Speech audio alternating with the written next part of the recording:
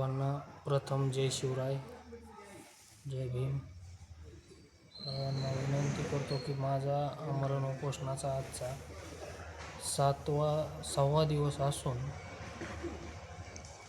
माझ्यावर खोटे आरोप करून माझं आंदोलन बदनाम करण्याचा प्रयत्न अतिक्रमणधारक करत आहेत.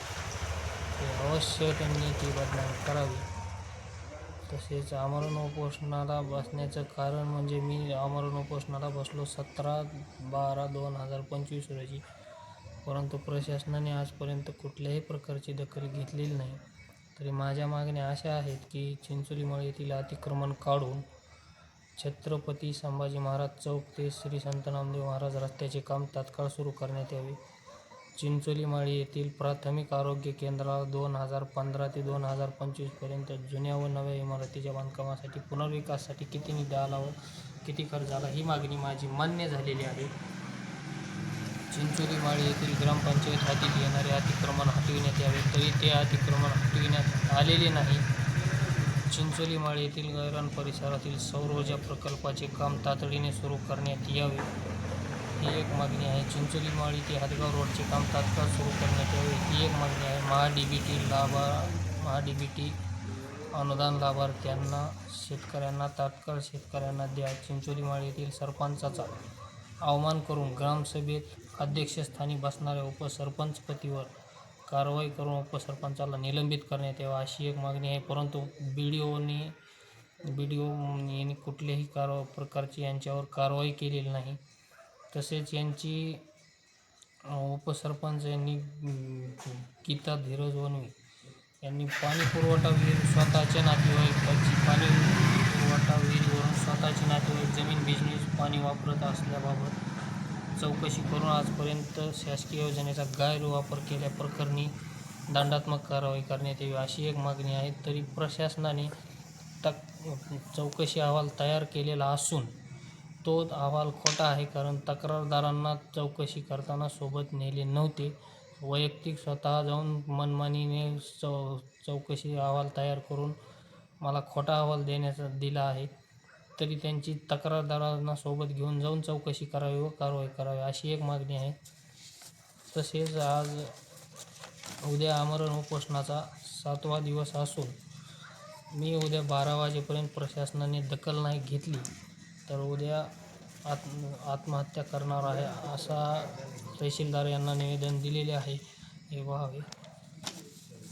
तसेच समस्त ग्रामस्थांच्या वतीने सुद्धा एक निवेदन अतिक्रमण हटवून श्री संत नामदेव महाराज नागबेट वस्ती ते मंदिरपर्यंत अतिक्रमण हटवून काम सुरू रस्ता व नालीचे काम सुरू करण्यात यावे, यासाठी मागणीसाठी गावकऱ्याच्या वतीने सुद्धा निवेदन देण्यात आलेले. तसेच जर सरपंचाने अध्यक्षस्थानी बसून सरपंचाचा अवमान केल्याप्रकरणी त्याचा हा प्रूफ आहे, पाहू शकता तुम्ही.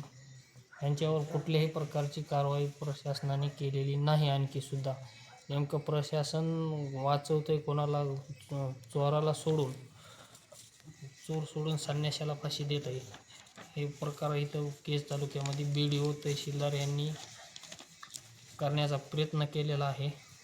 त्यामुळे उद्याच्याला माझं कसल्याही हालतीत काही झालं तर जबाबदार बीडीओ तहसीलदार बांधकाम विभाग हे जबाबदार राहतील. तसेच माझी आंदोलन बदनाम करण्याचा अतिक्रमणधारकांनी जो कट रचला आहे तो खोटा असून त्यांनी माझे दैवत श्री संत नामदेव महाराज यांच्या पिंडीवर हात ठेवून सांगावं की त्यांच्याकडून काय केलं, काय जे काय आहे ते खरं बोलावं, एवढी विनंती करतो. व तसेच माझी खोटी बदनामी करण्याचा प्रयत्न अतिक्रमणधारक करत आहेत, तरी प्रशासनाने त्यांच्यावर सुद्धा कारवाई करण्यात यावी. कारण अतिक्रमणधारक जे आहेत ते टपरी चालक व इतर आहेत, ते गुटखा विकतात, दारू गुटखा तसेच पेट्रोल अनधिकृतपणे विकत आहेत आज बसतो. तरी त्यांच्यावर सुद्धा प्रशासनाने कडक कारवाई करावी व माझी बदनामी केल्याप्रकरणी सुद्धा कडक कारवाई करावी.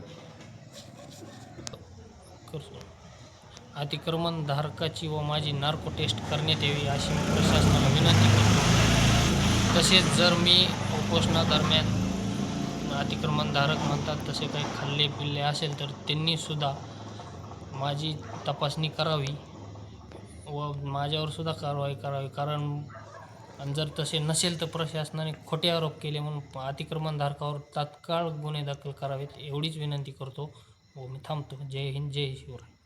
तो अतिक्रमणधारक म्हणत आहे की त्याच्याकडून कुठं हे खरेदी केलं, बिस्किट पुडे खरेदी केले, हे केले, तर त्याच्याकडून त्या कुत्रेकडून मी पाण्याचे बिस्लरी खरेदी केलेले, तरी त्यानं स्वतः सांगावं की माझ्याकडून नामदेव महाराजाच्या पिंडीवर हात ठेवून सांगावं की ह्यानं माझ्याकडून बिस्किट पुडे खरेदी केलेत. हरामखोर सारे.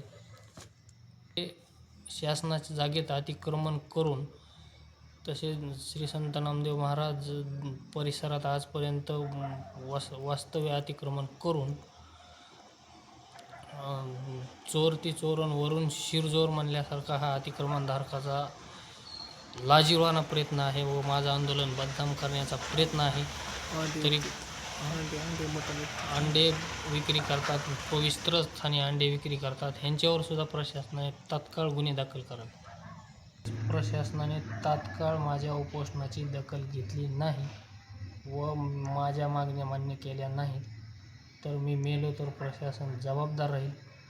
तसेच गावातील काही भांडगुळाचं ऐकून हे अतिक्रमणधारक विनाकारण टंट करत आहेत, मला बदनाम करत आहेत. तसेच प्रशासनाने यांच्यावर कडक कारवाई करावी.